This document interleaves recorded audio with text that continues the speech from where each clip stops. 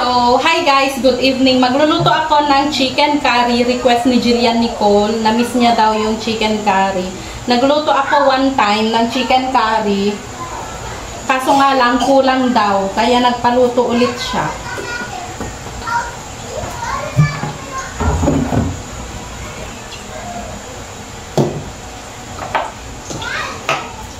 Wala akong ibang mga seasonings guys, basta meron lang akong bawang at saka luya. Tutok ko lang sa mga. Meron ako dito garam masala, tsaka iba pang mga spices na gagamitin. Hindi ko na alam kung ano ang tawag ng mga to. Basta pang curry siya. So lagyan ko lang ng 2 tablespoon. Yung maliit lang na spoon guys, yung aking ginagamit. And then, isa din ito. Ang bango talaga ng ano. Ang bango ng amoy ng ganito. And then, ito din.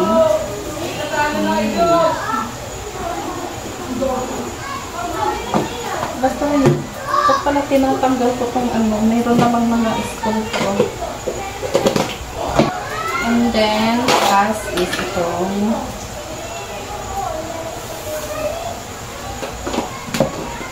powder.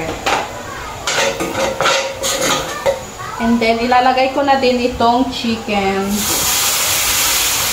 Thai part chicken itong aking ginagamit, guys. Is it yummy? The smell? Masarap daw yung amoy, sabi ng anak ko. Sa India, guys, diba, yung mga nasa India is nilalagyan nila ng coconut chunks, yung buo-buo na coconut, pero yung na-slice na ang cubes, coconut chunks, parang ganun yun. Nilalagyan nila. Mas masarap pag ganun, kaso hindi na ako nakabili, nakalimutan ko, yun yung aking balak, yung maglalagay ng coconut chunks, para mas masarap sana. So, dahil wala akong ganun, gata na lang ang aking ilalagay. And maglalagay lang ako ng kaunting water.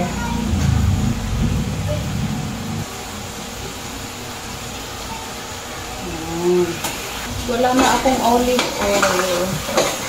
So, isutay lang natin yung chicken. Tignan nyo guys, yung kanyang itsura. Walang vegetable. Hindi ko na siya lalagyan ng carrots or potato. Basta solo chicken na lang. Guys, susutay ko lang siya na ganyan. And lalagyan ko na din siya ng water para maluto. Lagyan ko din siya guys ng chicken cubes para may dagdag siyang lasa. Durugin lang natin para mabilis siyang ma-dissolve. Baliktarin lang natin itong chicken para sure na maluto both side.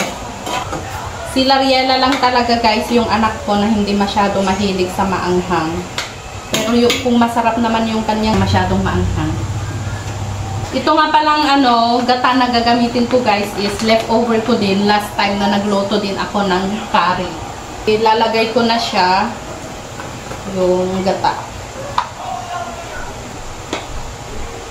Gusto ko lahat ng is sinisimot ko. Yan. Sayang kasi hindi siya masyadong nasisimot.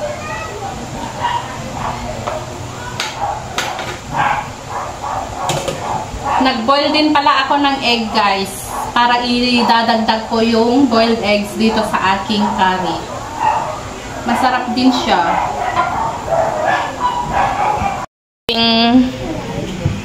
Asan yung phone mo? Nagcha-charge? So what are you doing? What you're drawing? Pangit. Ano yan? Okay. What are you doing, my love? Tableting again and again and again. Oh man, it's so messy. Sa kong anak is nandun. Naka-lay down ka na naman dyan sa floor, Jillian. Ang gulo. Ang gulo ng bahay namin, guys. Sorry na.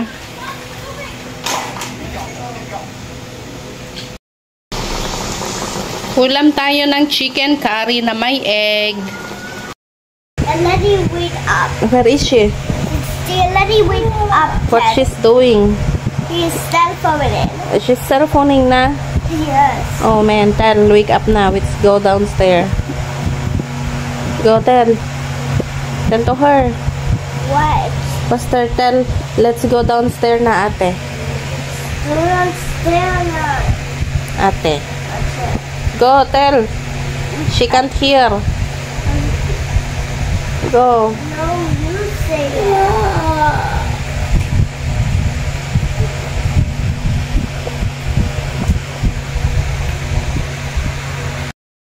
Tinuturuan ko siyang magsulat and then magbilang ng oras, guys.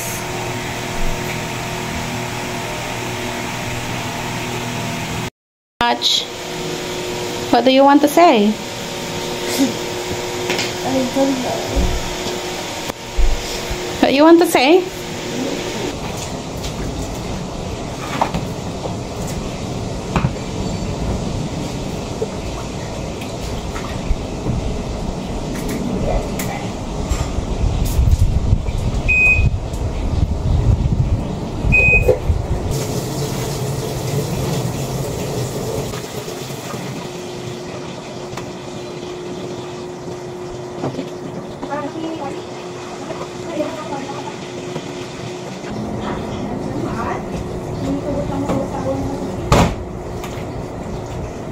Guys, may practice siya sa kanyang school. Malapit na yung kanyang graduation. Humingi siya ng extra money tapos nagbaon din ng mga biskwit. Para saan yung extra money?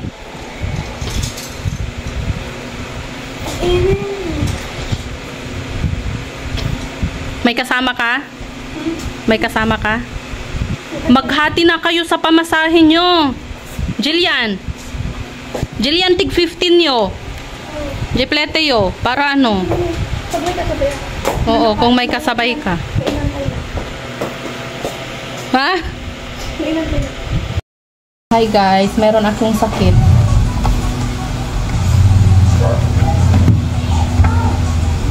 Nag-order lang ako ng ng burger para sa akin and then chicken naman sa mga bata.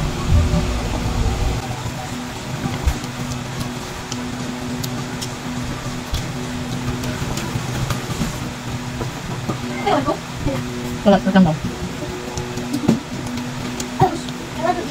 Ada isi gini.